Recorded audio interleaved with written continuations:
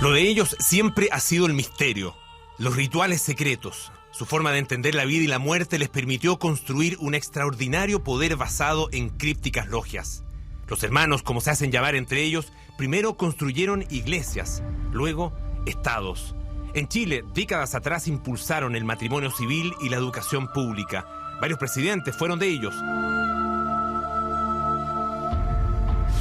Tras décadas en que parecieron no tener voz, hoy levantan la mano para decir que siempre han estado entre nosotros y quieren que los volvamos a ver.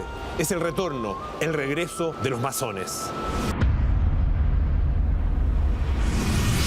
Hace 300 años, arquitectos y artesanos expertos en la construcción de catedrales decidieron alejarse de la fe católica y crear su propio sistema de dogmas y creencias. Cuando en todo el mundo se imponía el racionalismo, ellos se organizaron en logias o fraternidades basadas en crípticos ritos y estrictas jerarquías. En países como Francia, los viejos masons o albañiles pronto darían paso a una nueva casta que llegaría a tener un poder insospechado. Era el inicio de los masones, una hermandad secreta consagrada al conocimiento que hasta el día de hoy protege la identidad de sus miembros. Este ideario tendría sus costos, pues una y otra vez les significó enfrentarse con la Iglesia Católica, institución que alertó a quienes los apoyaran.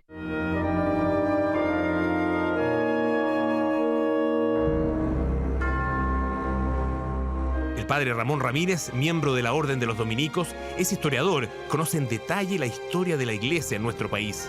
Hubo doctrinas de la Iglesia que atacaron directamente con penas eclesiásticas a los católicos que se metieran en la masonería. Y eso se llamaba la censura eclesiástica. La confusa relación entre iglesia y masonería sería uno de los más oscuros tópicos del Código Da Vinci, el bestseller de Dan Brown, que también fue película. Verdadero cóctel de certezas y mitologías, como el Santo Grial o la supuesta vida no contada de Jesús, en la obra de Brown, la masonería se expone en claves de una poderosa sociedad secreta. Años después, el propio Brown volvería a la carga con otra tarea para el profesor Robert Langdon: desentrañar el poder jamás contado de los masones en la fundación y desarrollo de Estados Unidos. Era el tiempo del Código Secreto. Aunque existe controversia, hay quienes piensan que los primeros masones en Chile fueron miembros de la Logia Lautarina, esa sociedad secreta a la que pertenecieron O'Higgins y San Martín. Y hay razones para creerlo. Acostumbrados a juntarse en oscuras cuevas y laberintos, las ideas de los masones coincidieron con el ideario que acabó con el dominio español y permitió el advenimiento de la independencia en América.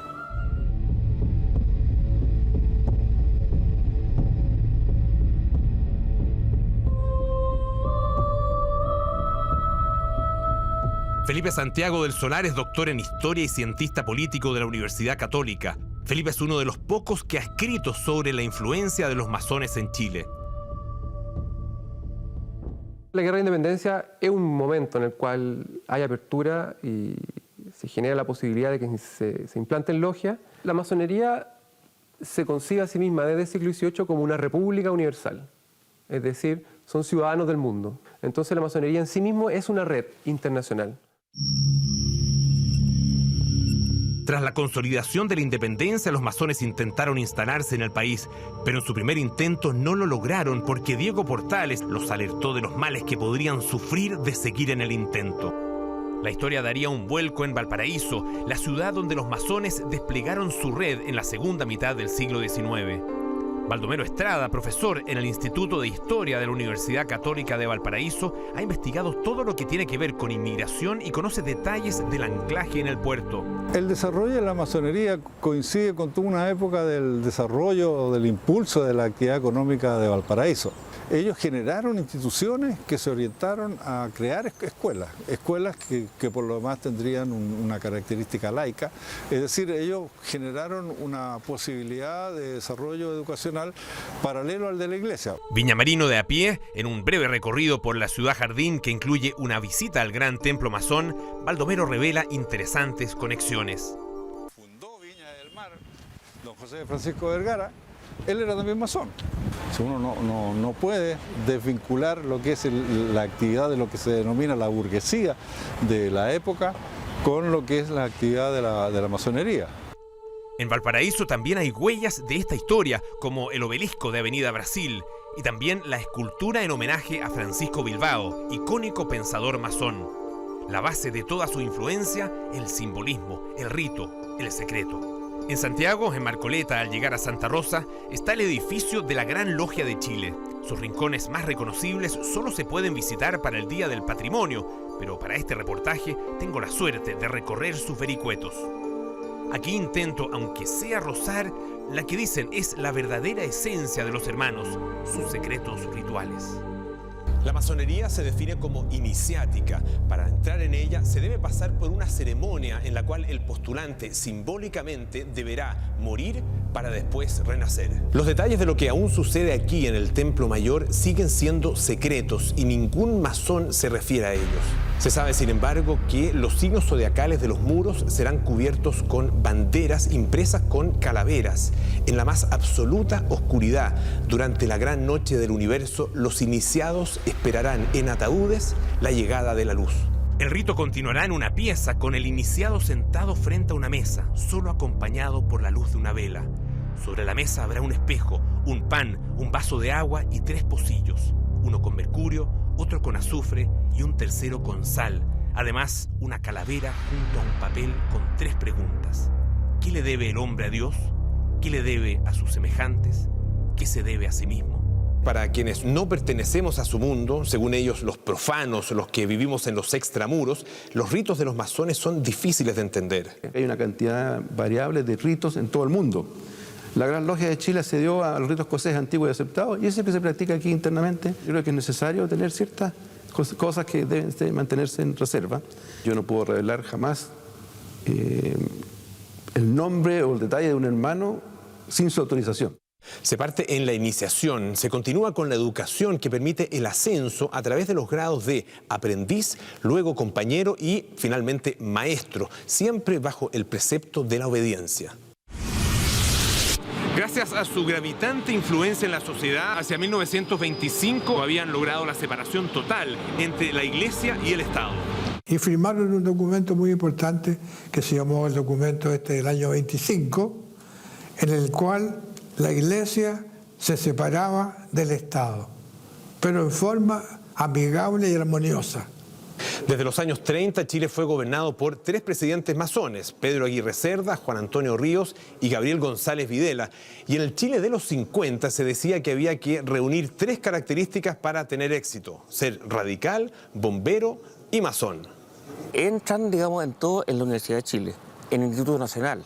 Tienen muchos vínculos sociales, por ejemplo. Controlan todo lo que es el aparato de los bomberos a lo largo y ancho de Chile, porque los bomberos son una asociación, ¿no es cierto?, que tiene una cobertura territorial. Están vinculados a todas las políticas sociales del periodo proteccionista chileno. Por una parte, por el Partido Radical, pero por otra, al mismo tiempo, por el Partido Socialista. Entrado el siglo XX, Chile avanza bajo el alero de la masonería, un siglo que concluiría precisamente con la muerte del último presidente masón, Salvador Allende, miembro de la Logia Heroín número 65.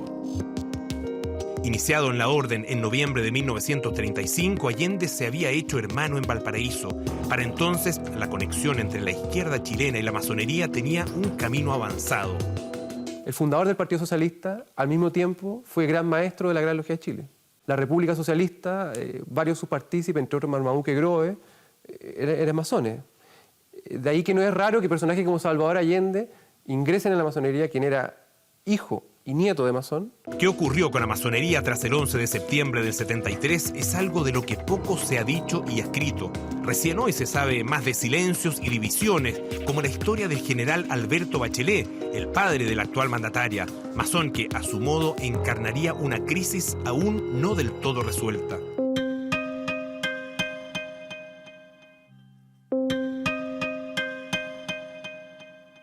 La periodista Nancy Castillo conoce detalles de aquello.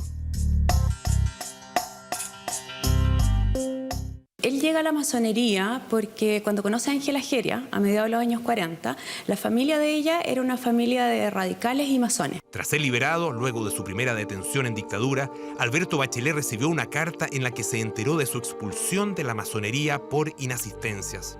Y él, muy sentido, les escribe a su vez una carta donde reclama que fueron poco valientes con él, que ellos sabían perfectamente en qué situación estaba. Estaba detenido, había estado detenido en la Academia de Guerra. La masonería iniciaba una particular oscuridad que se extendería incluso hasta el regreso de la democracia. Patricio Díaz Silva, autor de La masonería en Chile, conoce bien la historia de los 90. Se puede destacar la figura, por ejemplo, de don Enrique Silva Sima, quien fue canciller de Chile en el gobierno de Patricio Aylwin. Es importante decir que la masonería no ha tenido una posición unitaria en lo político a lo largo de la historia, sino que varía y busca un poco aprovechar las circunstancias y situarse ahí. Según informan los propios masones, hoy en Chile habría unos 15.000 hermanos.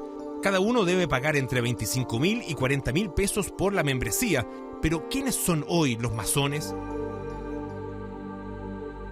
Yo creo que hay masones en la actividad política y en la actividad intelectual, en el Poder Judicial, por ejemplo, en la educación secundaria, en las universidades del Estado, en el Parlamento, muchos masones. No solo radicales, porque radicales son pocos ahora, pero también socialistas, como era Allende. Incluso yo coincido perfectamente que pueden estar en Renovación Nacional, incluso en la democracia cristiana y en las Fuerzas Armadas. Los esfuerzos de la actual masonería están centrados en la apertura. Hoy buscan reordenar la casa con transparencia y modernización. Nuestros hijos no están llegando a la masonería. Cuando uno conversa con ellos, ¿qué es lo que le dicen? Nos ven como una institución de viejos, entre comillas, excesivamente formal, atrapada por las formas en descuido del fondo. Luis Riveros fue por 2 periodos consecutivos rector de la Universidad de Chile y hoy es el gran maestro de la Gran Logia de Chile. Según él mismo ha dicho, el principal desafío de su administración es lograr que la masonería recupere el sitial que antaño tuvo en la discusión de los principales temas país. Lo que hemos pretendido, ¿no es cierto?, en las gestiones de los últimos años es que la masonería recupere esa vocación republicana. La masonería hoy en Chile para muchos puede sonar como una institución antigua. Es absolutamente vigente en la medida de que nuestra sociedad todavía tiene grandes problemas en materia de tolerancia, en materia de infraternidad, en materia de una libertad que está acotada, en materia de que existe una desigualdad profunda. Según los masones chilenos, su influencia sigue ahí, tan sutil que ni siquiera nos damos cuenta de su presencia. Quizás los masones nunca regresarán, tal vez porque nunca se fueron.